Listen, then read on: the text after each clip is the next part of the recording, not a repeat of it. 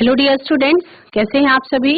आशा करती हूँ आप सब ठीक होंगे, स्वस्थ होंगे, अच्छे होंगे। आईसीटी वर्चुअल क्लासरूम देहरादून में आप सभी का स्वागत करती हूँ। मेरा नाम समता है, जैसा कि आप सभी को पता है। बच्चों, क्लास 8th में आपका चैप्टर जो हमने पहले ही पढ़ लिया है, reaching the age of adolescence यानी कि किशोरावस्था की ओर, चैप्टर से रिलेटेड सारे कॉन्सेप्ट मैं आपको क्लियर करवा चुकी हूँ, है ना।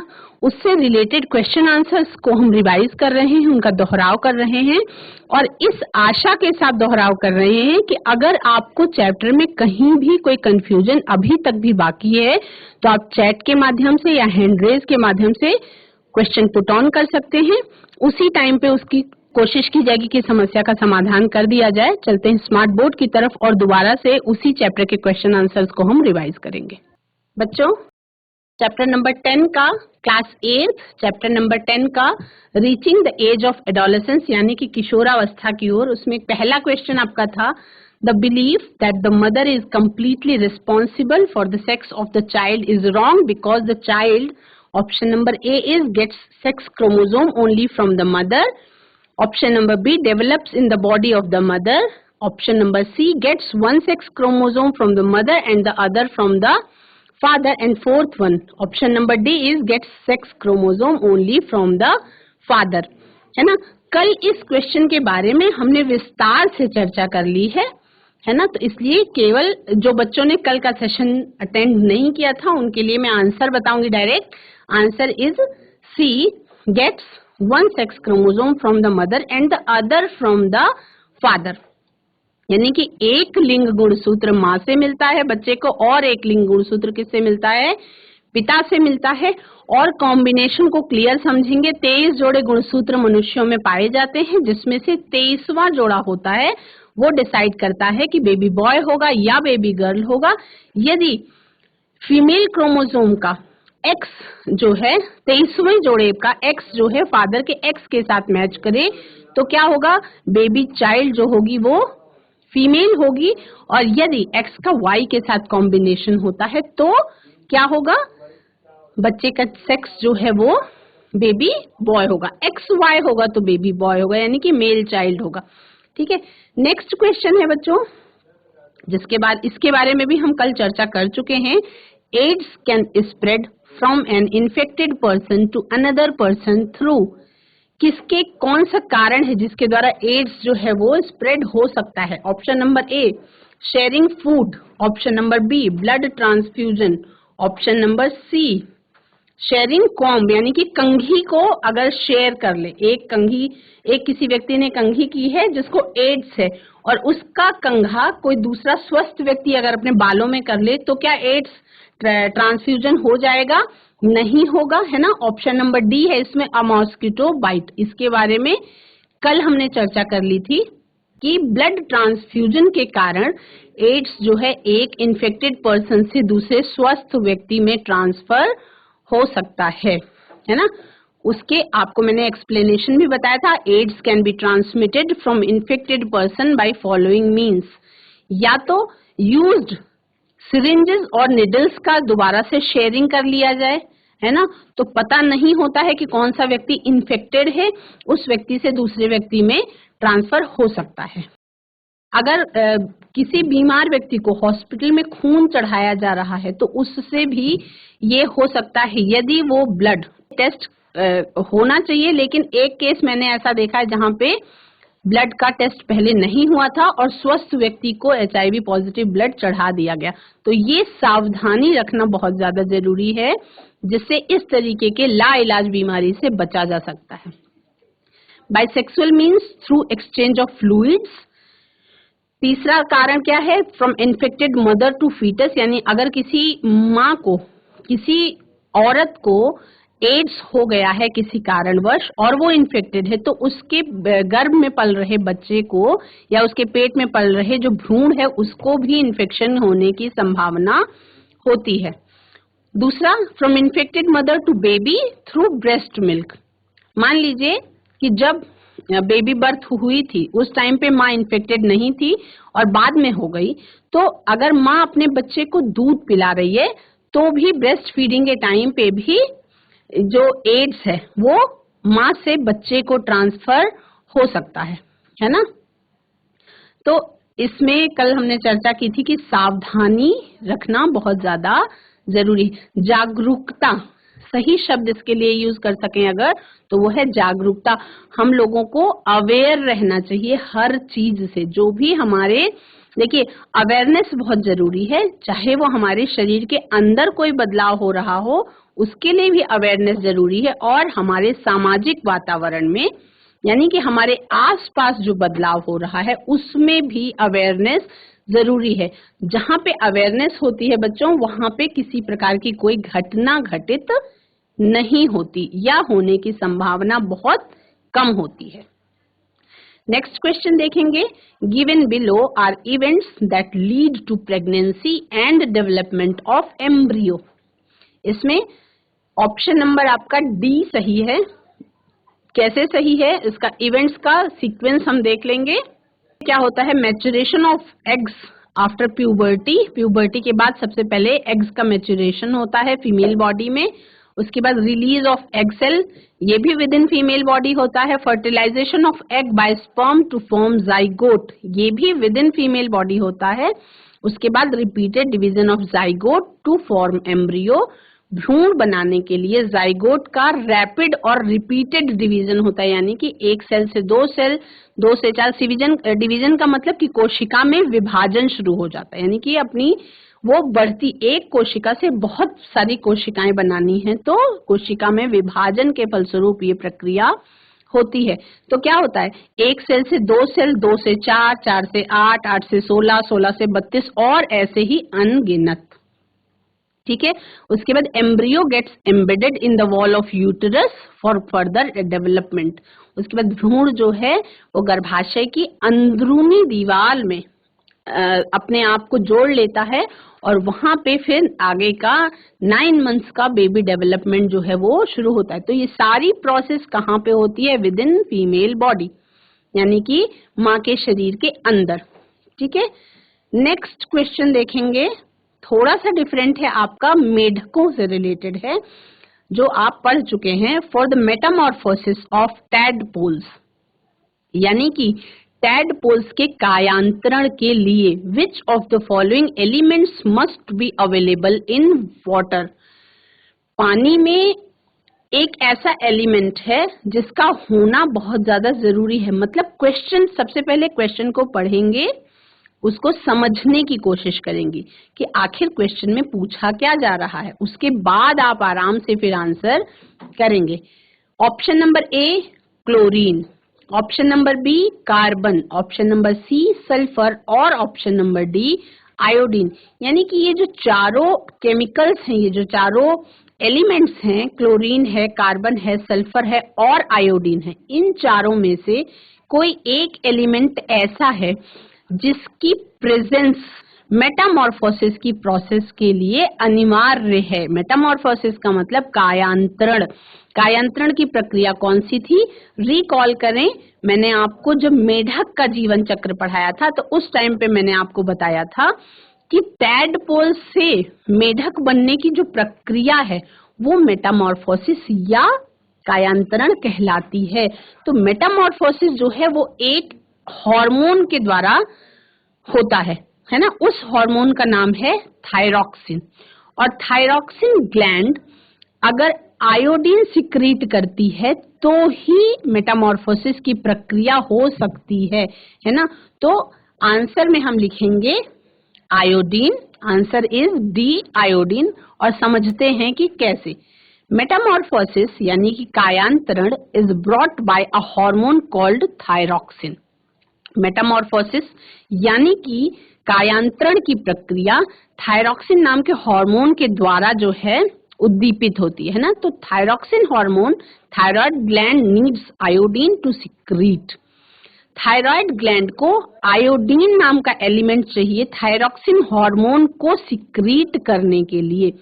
इसीलिए iodine should be present in water for the metamorphosis of tadpoles.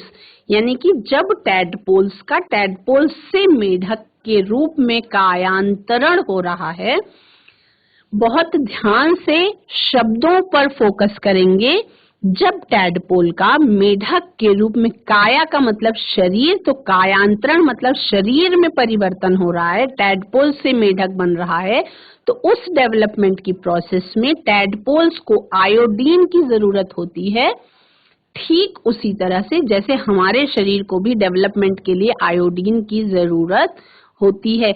अगर आप जागरूक हों तो आपने कई बार दूरदर्शन में देखा होगा कि गर्भवती महिलाओं को आयोडीन युक्त नमक खाने की सलाह दी जाती है ना। उसके पीछे का भी जो रीजन है वो प्रॉपर डेवलपमेंट ही है बच्चे का। तो अब हम नेक्स्ट क्वेश्चन पे चलेंगे, क्वेश्चन नंबर 4। अगर कहीं कोई प्रॉब्लम, आपको समझ में कोई चीज नहीं आ रही है, तो उसके लिए आप चैट के माध्यम से या हैंड रेज के माध्यम से पूछ सकते हैं। क्वेश्चन नंबर 5 क्या कहता है?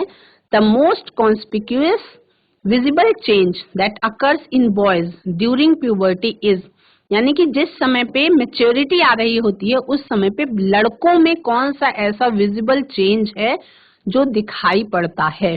विजिबल का मतलब दिखाई पड़ता है। Development in voice box, increase in height, production of sperms and increased sweating.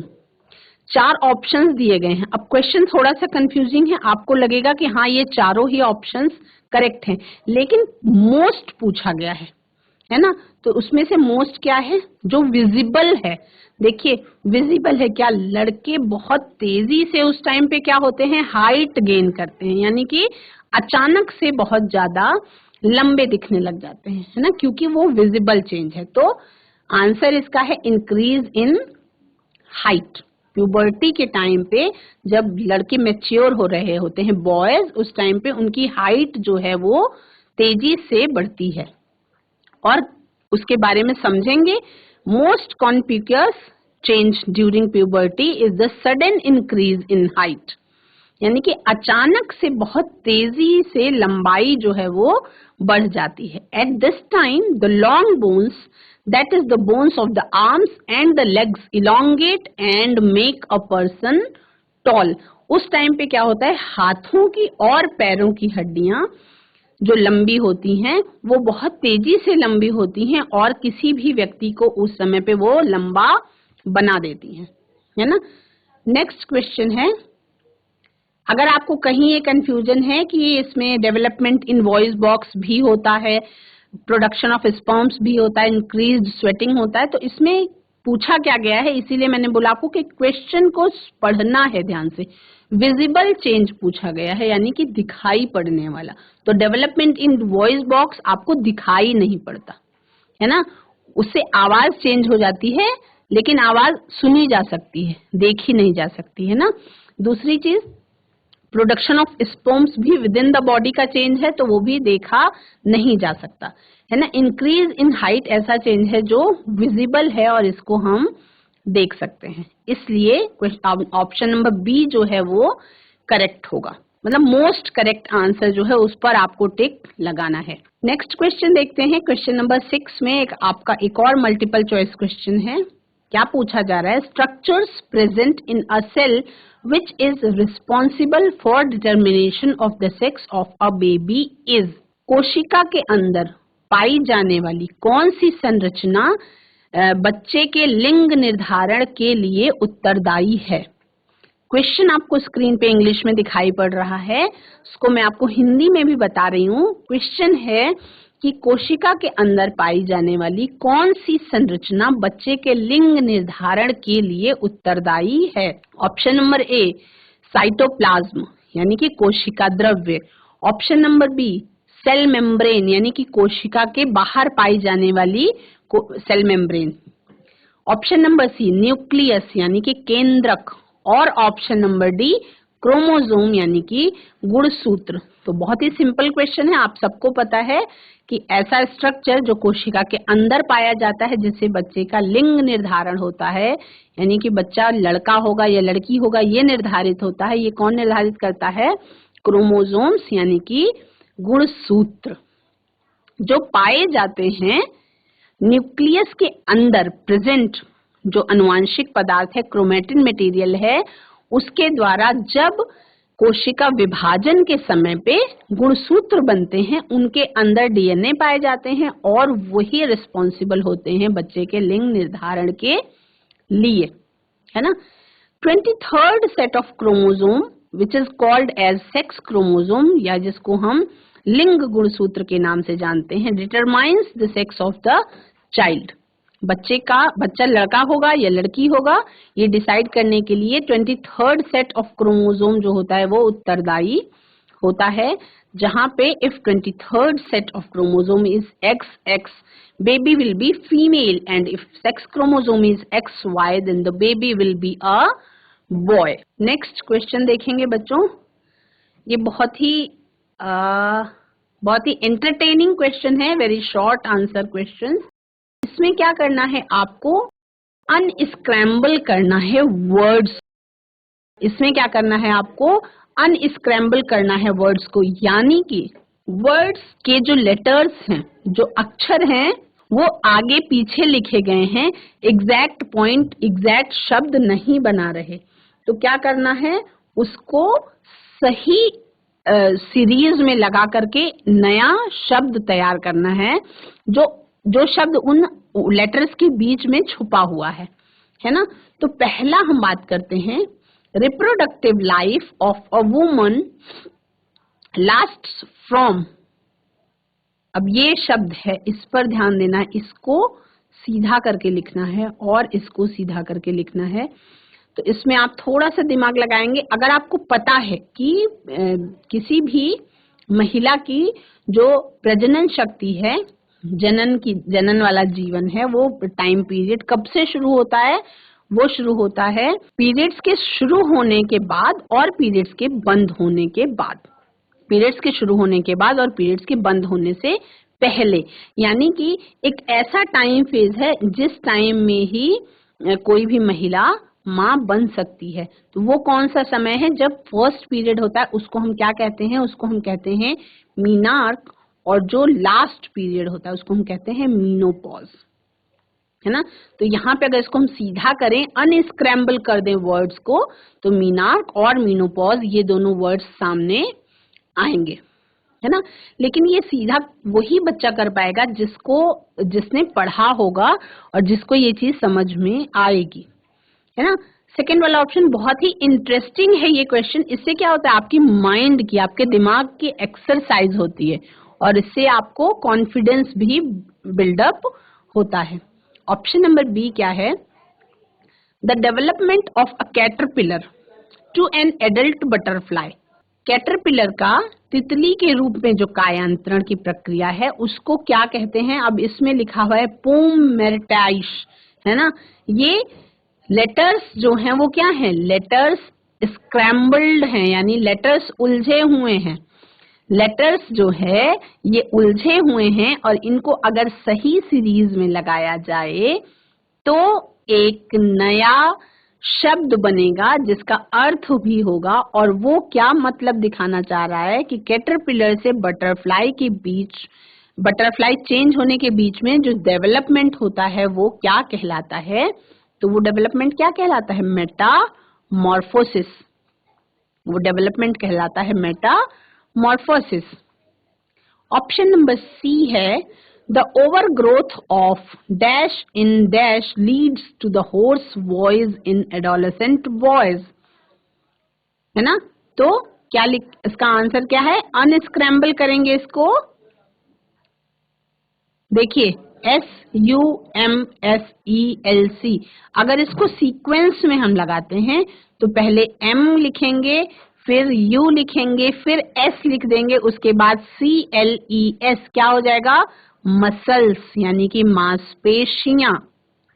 और लैरिंग्स XALNYR को यदि आप लिख देते हैं LARYNX तो क्या बन जाता है आपका, लैरिंग्स, यानी कि स्वर यंत्र की मांसपेशियों में जो ओवर ग्रोथ हो जाती है उसके कारण क्या होती है, एडोलेसेंट बॉयज की वॉइस जो है, यानी कि आवाज जो है वो हॉर्स हो जाती है, यानी कि थोड़ी सी मोटी या कह सकते हैं कि फटी हुई आवाज हो जाती है। वो जब बच्चे बच्चे का मतलब लड़के जब बड़े हो रहे होते हैं, है ना, तो ये परिवर्तन उनके शरीर में, उनकी आवाज में ये परिवर्तन देखने को मिलता है। ऑप्शन नंबर डी है, ये बहुत ही इंटरेस्टिंग क्वेश्चन है। इसमें वर्ड्स को अनस्क्रैम्बल करना है, यानी उलझे हुए शब्दों, अक्षरों का खेल है ये। अक्षर उलझे हुए हैं और उन अक्षरों को सही सीक्वेंस में लगा करके आपको क्या करना है, एक ऐसा वर्ड निकालना है जिसका कोई मीनिंग हो, जिसका कोई अर्थ हो और वो उस लाइन में फिट बैठता हो। Dash helps the body to adjust and fight the stress, यानी कि शरीर को तनाव से लड़ने में और शरीर को एडजस्ट करने में कौन हेल्प करता है, और उसका डेनेलियर लिखा हुआ है, लेकिन उसको जब हम सीधा करते हैं तो वो कौन सा है, वो है आपका एड्रिनलिन। एड्रिनलिन जो है वो आपका तनाव को कम करने में और बॉडी को उसके साथ एडजस्ट करने में हेल्प करता है। बच्चों ये वाला नोट करेंगे आप सभी, ये आप सब नोट करेंगे क्वेश्चंस। नेक्स्ट क्वेश्चन देखते हैं बच्चों, fill in the blanks. Next question देखते हैं, fill in the blanks. In females the uterine wall thickens to receive the, महिलाओं के अंदर यूटेरिन वॉल यानी कि गर्भाशय की अंदरूनी दीवार थिकन्स हो जाती है, यानी कि मोटी हो जाती है। टू रिसीव द, क्या चीज रिसीव करने के लिए यूटेरिन वॉल थिक होती है, यानी कौन सी प्रिपरेशन के लिए दीवार जो है अंदरूनी सतह मोटी हो जाती है। अब ये सोचेंगे, अभी मैं आपका सॉल्यूशन बता रही हूँ बाद में, पहले आप खुद सोचें और लिखें, देखती हूँ कि किसने कितना सही समझा है। ऑप्शन नंबर बी वाला खाली स्थान भरो, आपको पूछता है कि endocrine glands release hormones directly into dash for transportation to the dash, यानी कि अंतःस्रावी ग्रंथियां जो हॉर्मोन्स रिलीज करती हैं वो डायरेक्ट कहाँ पे करती हैं, for transportation to the dash. तीसरा पूछा जा रहा है द सेक्स हॉर्मोन्स डैश, यानी कि उस हार्मोन का नाम पूछा जा रहा है। And oestrogen are responsible for the development of dash characters, and the है release of sex hormones is under the control of a hormone secreted from the dash. तो फीमेल्स में यूटेरिन वॉल थिकन्स होने के लिए किस कारण से वो थिकन होती है, वो थिकन होती है फर्टिलाइज्ड एग को रिसीव करने के लिए। In females the uterine wall thickens to receive the fertilised egg, और यही फर्टिलाइज्ड एग बाद में डेवलप हो जाता है एम्ब्रियो में और उसके बाद नन्हे शिशु में, छोटे से बच्चे में डेवलप हो जाता है।